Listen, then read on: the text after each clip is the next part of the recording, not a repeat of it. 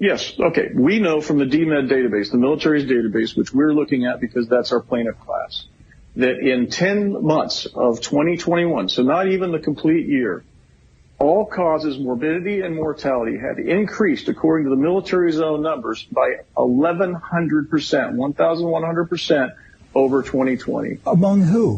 What was the population? Between 18 and 40 was the DMED population, if memory serves. In the military members. Military yes, members.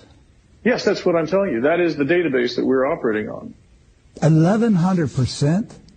Yes, that's right. And if you look at the way that the charts go, and don't forget I'm in the morbidity business. We underwrite accident, sickness, health, and disability insurance. If you look at the forecast, that should be in the neighborhood of 5,000% increase this year. Oh my gosh. Yeah, this is genocide. You said it in the very beginning. Look, one easy way to look at this is really simple. If you look at all of the documentation, Pfizer's documentation, we did mass spectrometry on their vials. We know what's in these things. And in fact, they even admit that they added an HIV protein into the shots for the purpose of disabling people's autoimmune.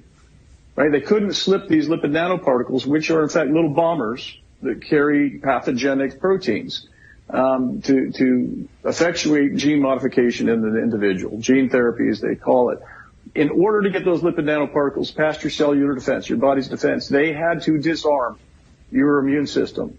Yes. And they did that. It's in all the scientific papers. What they didn't do is undo that so effectively. And when you talk to our expert witness, you call it autoimmune deficiency syndrome. It's basically vaccine AIDS. And right now, they're coming to understand this. People are showing up HIV positive.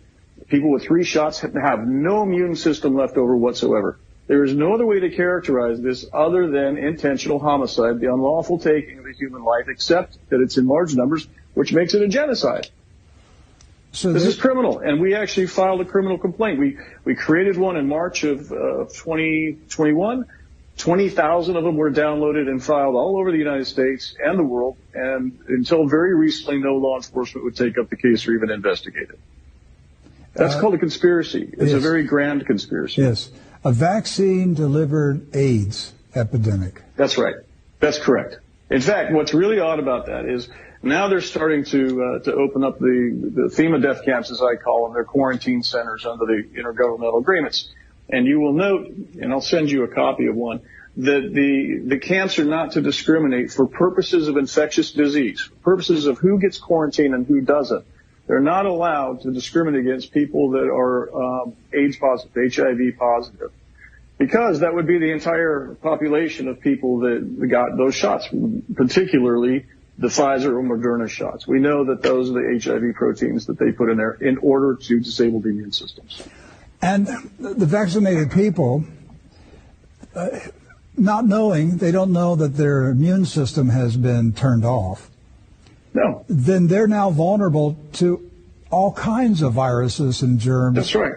And they may die from something else, and nobody connects it to the vaccine. That's exactly what's happening. And you know, to your point, people don't even know that they have been participating as laboratory animals in a phase 3 clinical trial. None of these